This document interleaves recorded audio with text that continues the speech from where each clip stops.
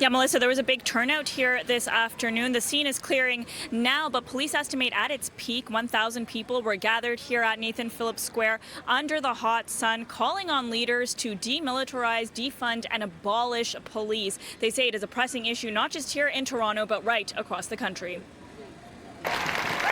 Standing in solidarity in front of the Toronto sign, they hold their own signs, "I Can't Breathe" and "Black Lives Matter," raising their voices to get one message across. To demand that we defund and abolish policing here in Canada. I think it's unfair that they just keep taking and taking away from us. It's personal to me, being a Black Canadian. This is a subject that is widespread and affects everybody.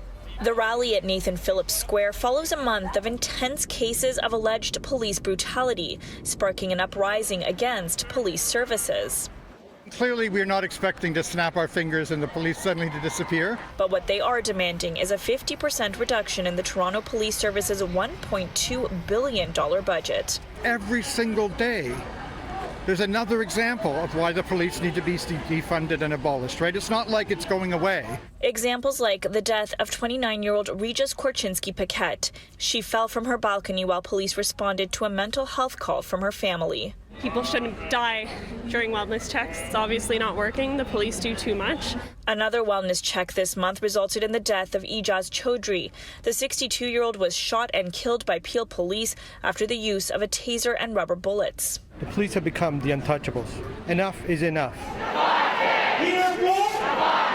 And the latest incident sparking outrage, the verdict in the Devonte Miller case. The accused off-duty officer was found guilty of assault, but cleared of the more serious charge of aggravated assault in the 2016 beating, while his brother was acquitted on all charges. It took 3.5 years for those men to get this verdict, and the verdict, that in and of itself is very, very disappointing. The ongoing protests and rallies have already sparked important conversations about police reform.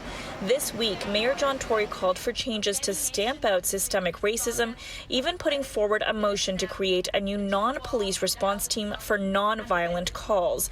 But some were disappointed that not a single leader showed up to today's protest. And they just play games with the people instead of serving them properly. So that has to stop. Also happening at Toronto City Hall right now, activists have set up an encampment. This is to send leaders inside a message that they're not doing enough to address homelessness in the city. They set this encampment up last week, and they say they have no plans to tear it down anytime soon.